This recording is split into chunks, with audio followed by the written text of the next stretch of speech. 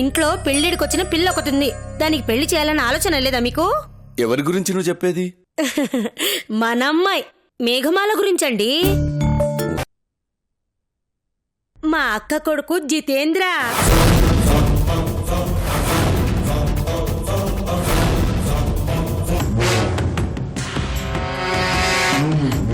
వీడా? పిన్ని. వీడికేం తక్కువ అండి? పైగా డాక్టరు, అందముంది, ఆస్తి ఉంది. ఇంతకంటే మంచోణ్ణి మన మేఘమాలకి తీసుకురాగలమా చెప్పండి?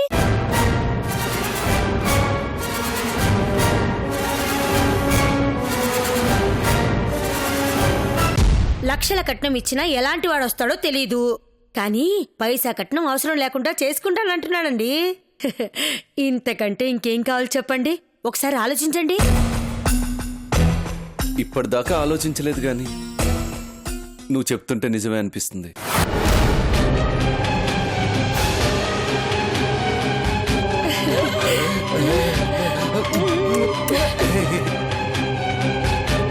ఆటో తోలుకునేవాడు కూడా లక్షలు అడుగుతున్న ఈ రోజుల్లో డాక్టర్ అయిండు కూడా రూపాయి అడగటం లేదంటే ఖచ్చితంగా ఇంతకన్నా మంచోణ్ణి మనం మేఘమాలకు తీసుకురాలేం.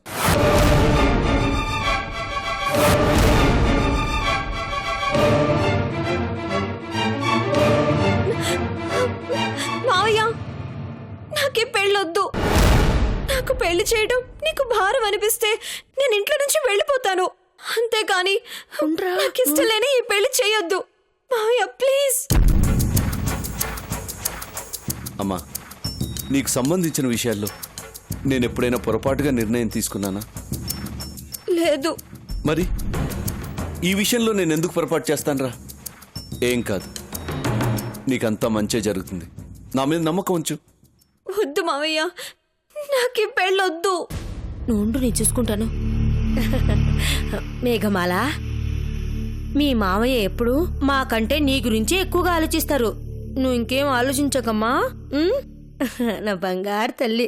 ఒరే జిత్తు, నీ గురించి తెలియక నిన్ను పెద్ద ఎదవనుకున్నానురా. మేఘమాలకి ఆస్తి లేదు, నా అన్నవాళ్ళెవరూ లేరు. అయినా సరే తనని పెళ్లి చేసుకోవాలన్న నీ గొప్ప మనసుని అభినందించకుండా ఉండలేకపోతున్నానురా. పర్వాలేదులే బాబాయ్, ఈ లోకంలో మంచెప్పుడు ఆలస్యంగానే గుర్తించబడుతుంది. అందుకే ఆ సాక్రటీస్ నేను ఆలస్యంగా వెలుగులోకి వచ్చాం.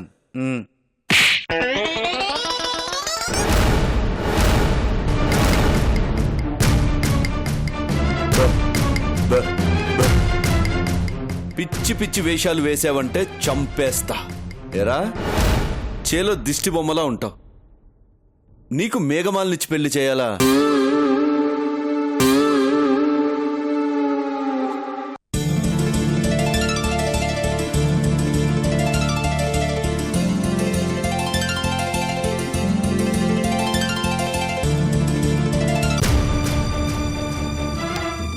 చూడండి, ఒళ్ళు దగ్గర పెట్టుకొని ఉండండి. అలా కాకుండా ఇంకోసారి ఇలాంటి వెధవ ఆలోచనలు ప్రయత్నాలు చేసినా నరికి పారేస్తాను.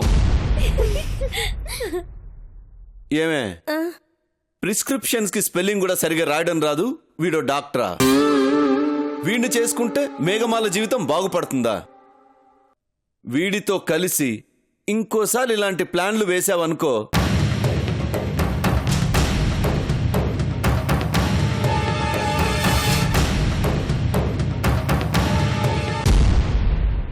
నువ్వు నా బిడ్డ లాంటిదానివమ్మా.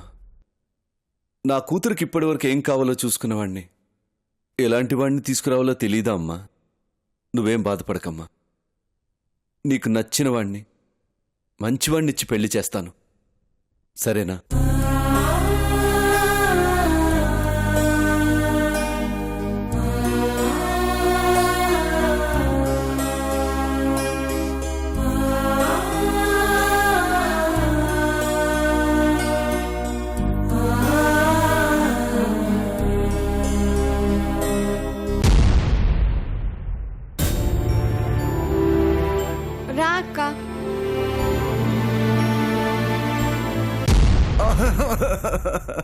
అయిపోయింది పిన్ని, కలిసి రాని కాలానికి అడుకోడానికి వెళ్తే ఉన్న బొచ్చు కూడా ఊడ్చుకుపోయినట్టు అయిపోయింది పిన్ని నా పరిస్థితి.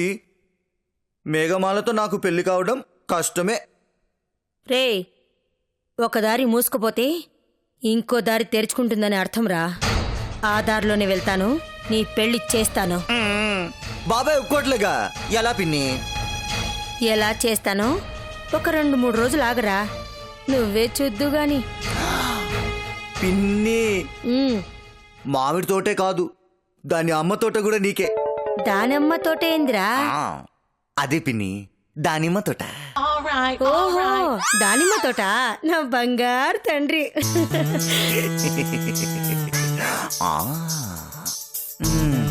గుమ్మడికాయ తోటలో ఉన్నావు, నీకు మామిడి తోట దానిమ్మ తోట కూడా కావాలనా? ఇస్తా ఇస్తా.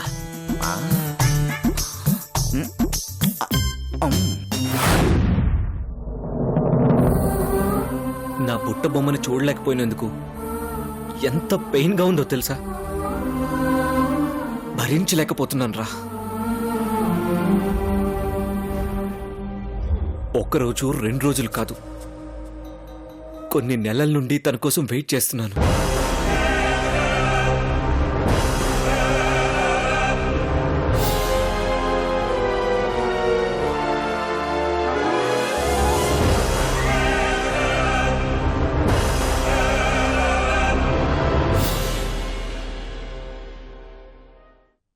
తను మళ్ళీ నాకు ఎప్పుడు కనిపిస్తుందా, నా ప్రేమని తనకి ఎప్పుడు చెప్పాలా, నా బుట్ట బొమ్మని ఎప్పుడు చూస్తానా అని ఆశగా ఎదురు చూస్తున్నాను.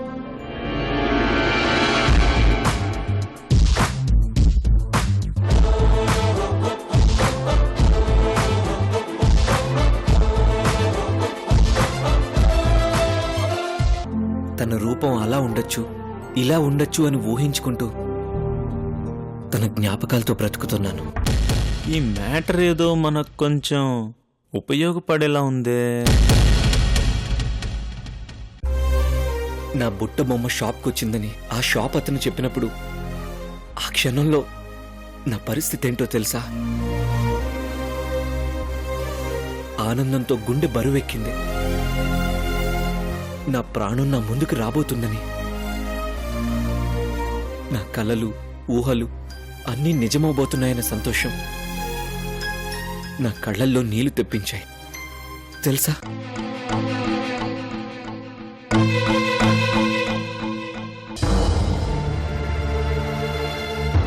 ఇన్ని రోజుల తర్వాత నా జ్ఞాపకాలు ఊపిరి పోసుకొని నా కళ్ళ ముందుకొస్తే తన్ని చూసే అదృష్టం కూడా దక్కలేదు నాకు. ప్రాణానికి ప్రాణంగా ప్రేమించిన అమ్మాయిని చూడలేకపోవడం అన్నంత దురదృష్టం ఇంకొకటి ఉండదు.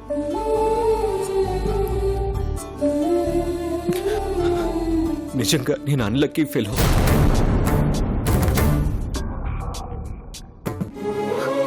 అందుకే నా బుట్ట బొమ్మని అప్పుడు చూడలేకపోయాను, ఇప్పుడు చూడలేకపోయాను.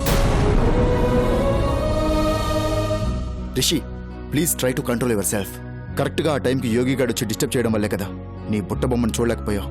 లేకపోతే ఈ పాటికి చూస్తుండేవాడి కదా.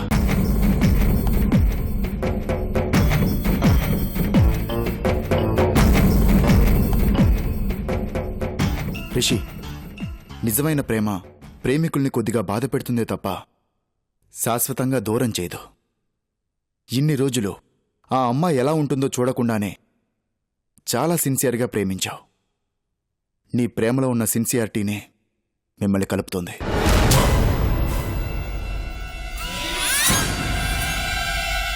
ఓహో, గురుడు చూడకుండానే ప్రేమించాడా? నీ బుట్ట బొమ్మ ఎప్పుడెప్పుడు కనిపిస్తుందా అని ఇన్ని రోజులుగా వెయిట్ చేసిన వాడివి ఇంకొన్ని రోజులు వెయిట్ చేయలేవా? చెప్పు. వెయిట్ చేస్తాను క్రాంతి, కొన్ని రోజులు కాదు, తను వచ్చేదాకా ఎదురు చూస్తాను. కానీ ఒకవేళ రాకపోతే, కనబడకపోతే, తన్ని చూడలేకపోయినందుకు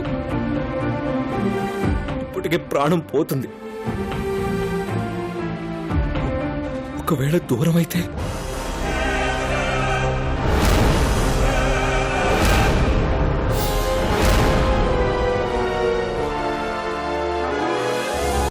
నువ్వింత సెన్సిటివ్ కాబట్టే రిషి నిన్న ఆ అమ్మాయిని కలవద్దని చెప్పింది.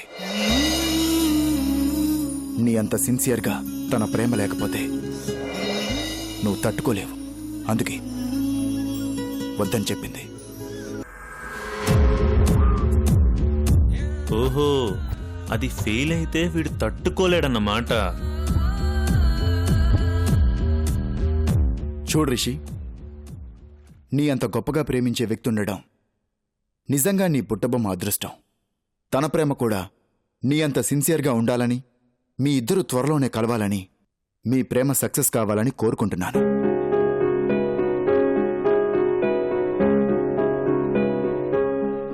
ఇదిగో నిన్ను నీ బుట్టబొమ్మని కలిపే వారది. అంతేకాదు, నీ ప్రేమ సక్సెస్ కావాలని ఈ ఫోన్ని గిఫ్ట్గా ఇస్తున్నాను. తీసుకో రిషి. నిన్న నీకిచ్చిన కొత్త నెంబర్ తాలూకా సిమ్ కార్డ్.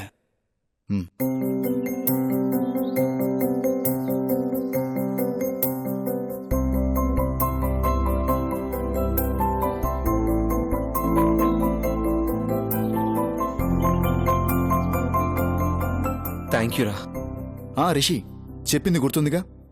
ఆ అమ్మాయి ఫోన్ చేసినప్పుడు పొరపాటున కూడా నువ్వు హీరో అన్న విషయం చెప్పకో. ఒక మామూలు వ్యక్తిగానే పరిచయం చేసుకో, సరేనా?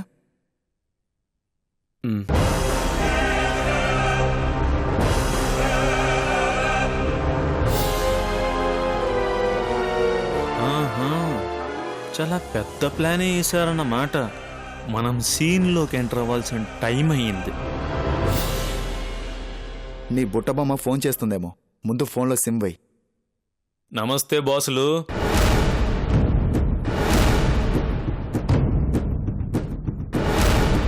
రేయ్, ఎందుకొచ్చావురా? అసలు నీ వల్ల నేను రిషి,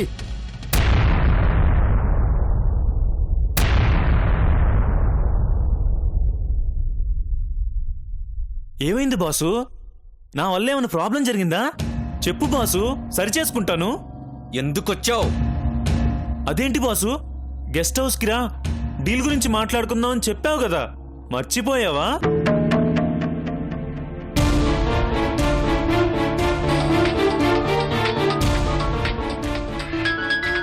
రిషి, నాకు ఇంపార్టెంట్ కాల్ వస్తుంది. 1 minute. చెప్పండి. రేయ్, ఇక్కడే వెయిట్ చేయరా.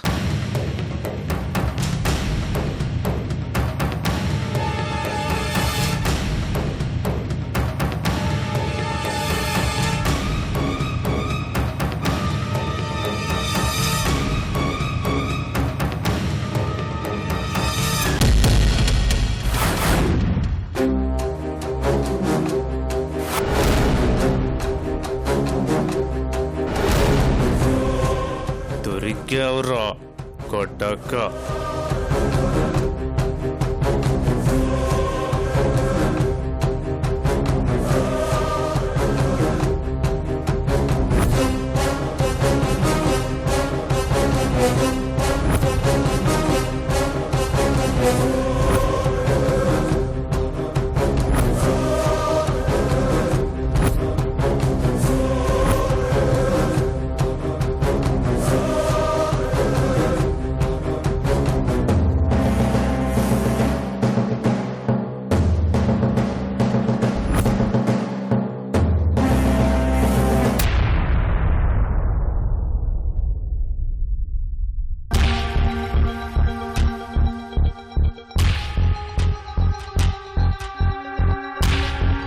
$10 లక్షలు ఓన్లీ అడ్వాన్స్ తీసుకో.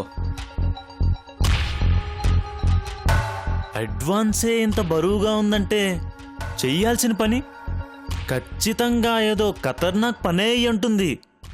చెప్పు బాస్, చంపాలా నరకాలా, తన్నుకుపోవాలా తగలెట్టాలా, ఏదైనా సరే మందు బాటిల్ మూత తీసినంత ఈజీ మనకి. చెప్పు బాస్, చేసేద్దాం. ఈ ఎక్స్ట్రాలే ఇంక నుంచి తగ్గించుకో. పరిధి దాటి మాట్లాడినా, ఇన్వాల్వ్ అయినా, ఇంటర్ఫీర్ అయినా మ్యాటర్ మారిపోద్ది. నువ్వు డీల్కి ఓకే అన్న మరుక్షణం నుంచి నేను చెప్పినట్టు వినాలి, చెప్పింది చెయ్యాలి. ఏం చెప్పినా సరే అని తలూపాలే తప్ప ఎందుకు అని నోరెత్తకూడదు. ఫైనల్గా చెప్పాలంటే నువ్వు నాకు బానిసలా పని చేయాలి. అందుకు ఒప్పుకుంటే ఈ సూట్ కేసు తీసుకువెళ్ళు, లేదా కనబడకుండా వెళ్ళిపో.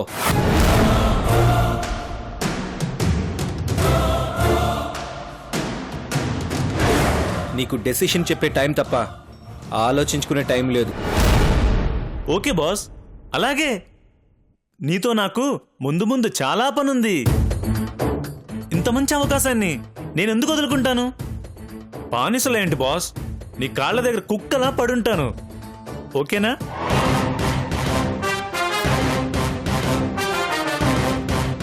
చెప్పు బాస్, పనేంటో చెప్పు, ఇప్పుడే చేసేస్తాను. నువ్వు ఏం చేయాలి, ఎప్పుడు చేయాలి అన్నది తర్వాత చెప్తాను. ఇక నువ్వు వెళ్ళు. అలాగే బాస్. టచ్లో ఉంటానే. వస్తాను బాస్. ఎసిపి వస్తా. వీడేంట్రా బాబు ప్రతిసారి టైంకొచ్చి డిస్టర్బ్ చేస్తున్నాడు. నీ ప్రేమకు వీడేరా పెద్ద తలనొప్పిగా ఉన్నాడు. సరే నువ్వు సిమ్ వెయ్యి.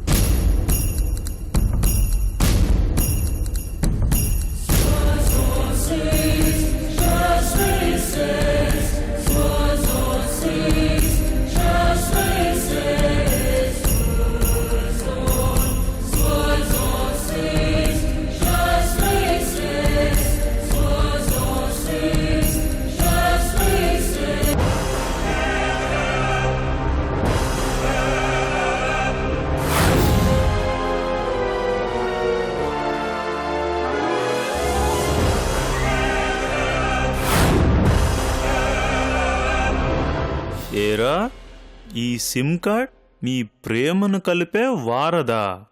మీ ప్రేమ కథకి ఓ బీభత్సమైన మలుపిస్తా, చూస్తూ ఉండరా.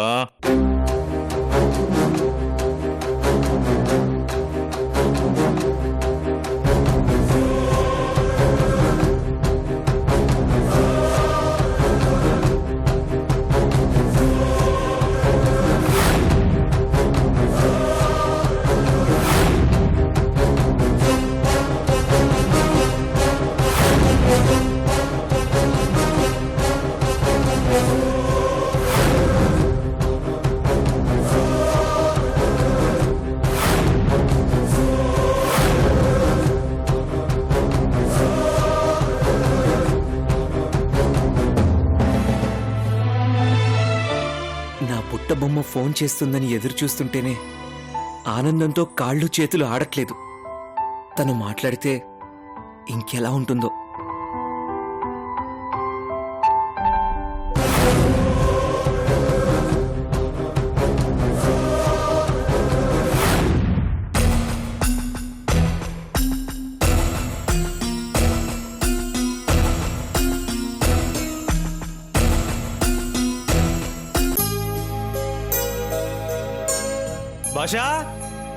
భాషా, ఏంటన్నా పొద్దున్న ఎక్కడికి వెళ్ళొచ్చావు? చిన్న డీల్ ఉంటే వెళ్ళొచ్చానులే. ఆ సూట్ కేసు ఏంటి, పాత పెట్టలా?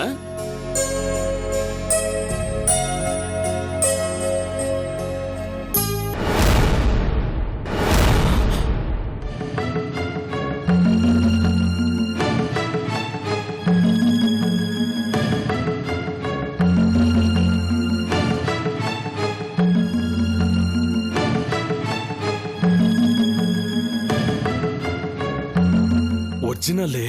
10 లక్షలు. 10 లక్షలా? బ్యాగ్ ఎందుకు భాషా? ఈ డబ్బులు పెట్టడానికా?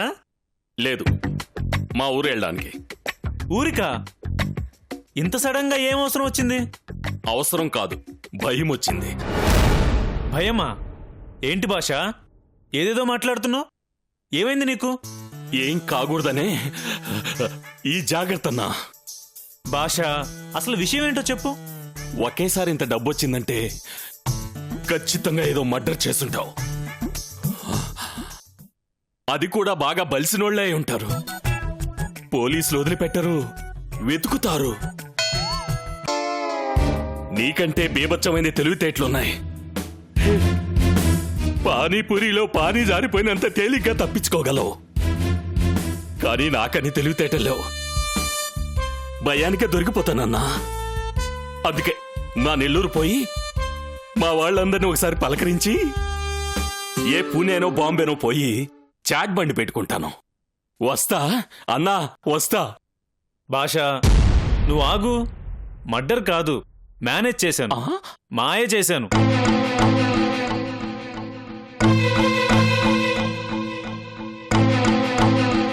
మాయేంటన్నా? ఆ రిషిగాడితో పెట్టుకున్న డీల్కి వాడిచ్చిన అడ్వాన్స్ ఇది. అడ్వాన్సే ఇంత ఇచ్చారంటే అది ఖచ్చితంగా డేంజరస్ పని అయి ఉంటుంది. జాగ్రత్త అన్నా. నేను కాదు భాష, ఈ క్షణం నుంచి వాడు జాగ్రత్తగా ఉండాలి. ఎందుకంటే వాడి ఆయువు పట్టు ఈ క్షణం నుంచి నా చేతుల్లో ఉంది. ఫోన్లో మెమరీ కార్డులు, సిమ్ కార్డులు ఉంటాయని తెలుసు, కానీ ఆయువు పట్టుండడం ఏంటన్నా? నాకేం అర్థం కావట్లేదు. వాడొక అమ్మాయిని ప్రేమించాడు. వాళ్ళిద్దరూ ఒకరినొకరు చూసుకోలేదు. ఈ రిషిగాడు హీరో అన్న విషయం దాచిపెట్టి ఓ మామూలు వ్యక్తిలా ఆ అమ్మాయితో ప్రేమాయణం చేయాలని ఓ పిచ్చి ప్లాన్ వేసాడు. అందుకోసమని ఓ కొత్త నెంబర్ తీసుకున్నాడు. ఆ సిమ్ కార్డ్ని నేను కొట్టేసి నా సిమ్ కార్డ్ని అక్కడ పెట్టేశాను. ఈ విషయం తెలియక ఆ అమ్మాయి ఫోన్ చేస్తుందని వాడు పిచ్చోళ్ళ ఎదురు చూస్తుంటాడు. ఆ అమ్మాయి చేస్తుంది, కానీ వాడికి కాదు, నాకు. ఆ తర్వాత ఉంటుంది అస్సలు కథ.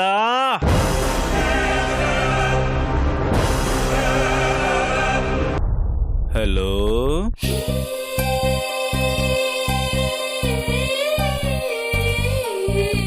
నేను నిన్ను ప్రేమిస్తున్నానని చెప్పానా? మరి ఎలా ఫిక్స్ అవుతున్నావు?